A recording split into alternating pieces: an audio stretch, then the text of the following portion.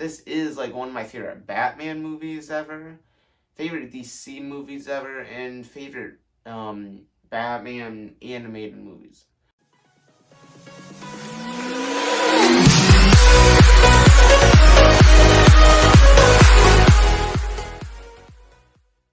Hey guys, it's your boy CDawg101 Gaming, and today's video is going to be another movie review on another Batman animated movie. And today it's going to be on The Dark Knight, Batman The Dark Knight Returns Part 1. There's Part 1 and then there's Part 2, and then it's just one edition, but I'm going to just review them separately. And guys, man, this is like one of my favorite Batman movies ever, favorite DC movies ever, and favorite Batman animated movies. If you're only counting like live action as Batman movies, then I guess it wouldn't count, but this is one of my favorite Batman movies to watch. Part 1. Part 2 is good. But yeah, anyways, okay, so spoiler review, if you didn't know, obviously. So what this movie is about is Frank Miller's comic book that he made, 1980s, 1990s, I'm not sure. And it's about futuristic Gotham and Batman when he's a lot older, in his 50s. Because Frank Miller, when he made the comic, he was like 30, and Batman at that time was like 29 years old. So it's like, wow, I'm older than Batman. That's what I heard. And so then he made him like a 55-year-old Batman. He's been retired for 10 years.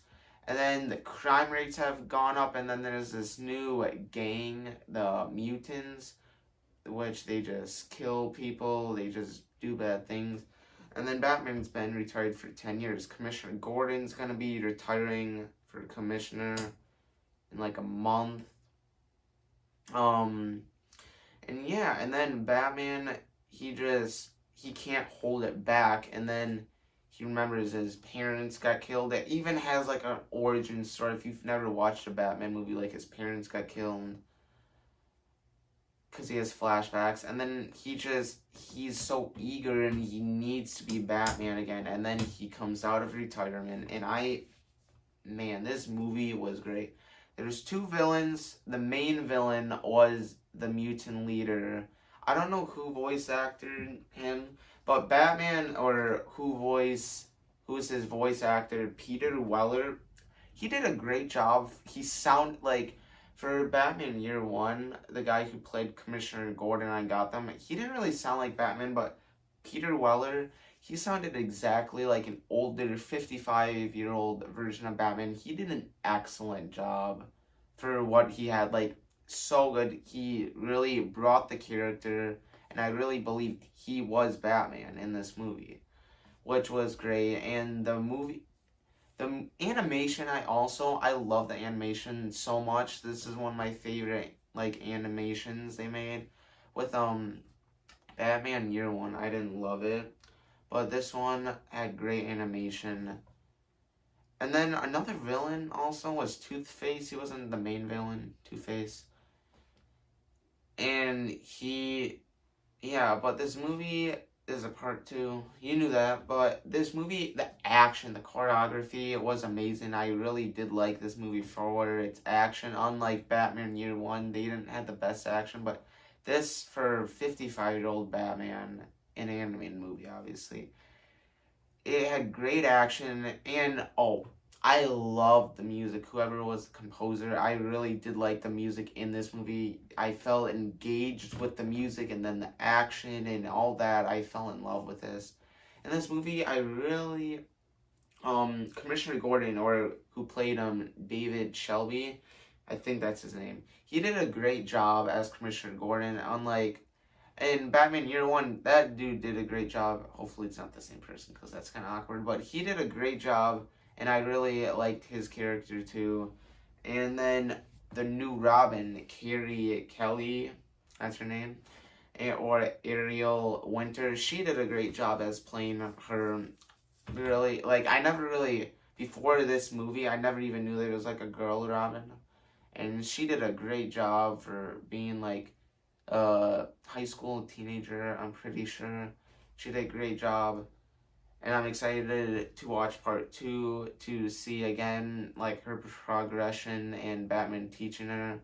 And she wanted to be the hero, and she did a great job. I don't know who played the mutant leader. I wish I knew. I tried to look, can't find anything. But mutant leader, whoever voice acted him, he did a great job as like a scary guy in the anime. No, but what the mutant gang, I always think of Cyclops because they have these like glasses and it's like red laser beam sort of and like gold outside or silver outside.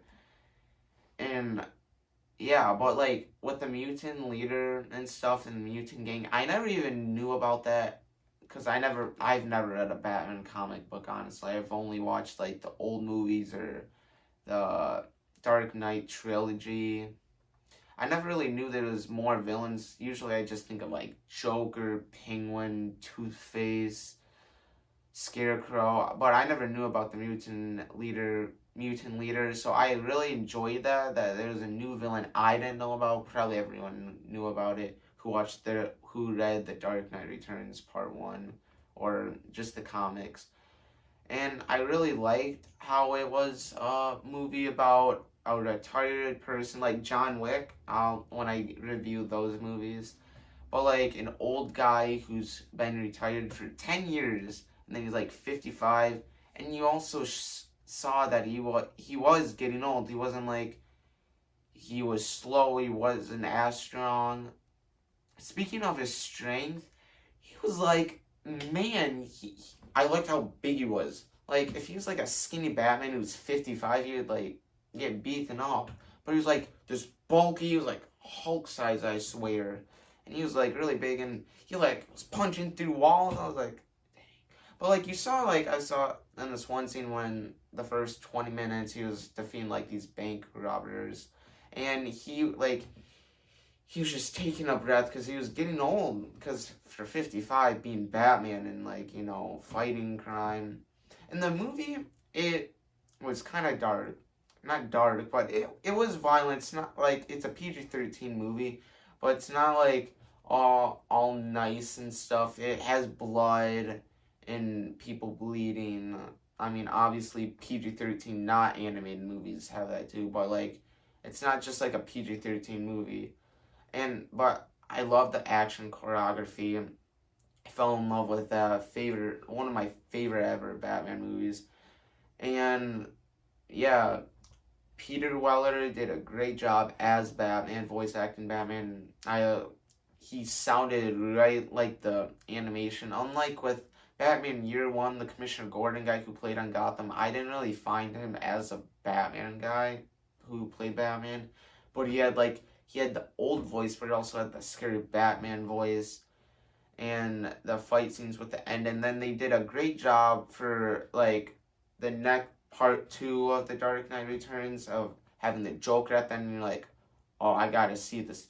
Joker's gonna be in it. And he's older too. He's like 60 probably. I'm pretty sure he's like 10 years older, 15 years older, 20 years older than Batman. So they did a great job of having him in the movie a little bit, like a teaser for part 2.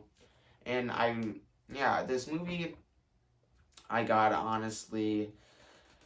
liked it a lot more. I'd probably rate it an 8.5 out of 10 if you got, and I would go watch it right away. Like, if you can, rent it, buy it. I would buy it if you do like Batman animated movies. It's a good movie. And yeah, if you guys did enjoy this video on my second movie review ever on another animated movie, Batman The Dark Knight Returns Part 1. If you guys did enjoy this video, make sure you smash that like button, say anything in the comments down below, and if you guys are new to this channel, please subscribe and turn on those post notifications so then you'll get notified for any of my other new videos. If you guys enjoy this video, just smash the like button like I said, and please stay cool.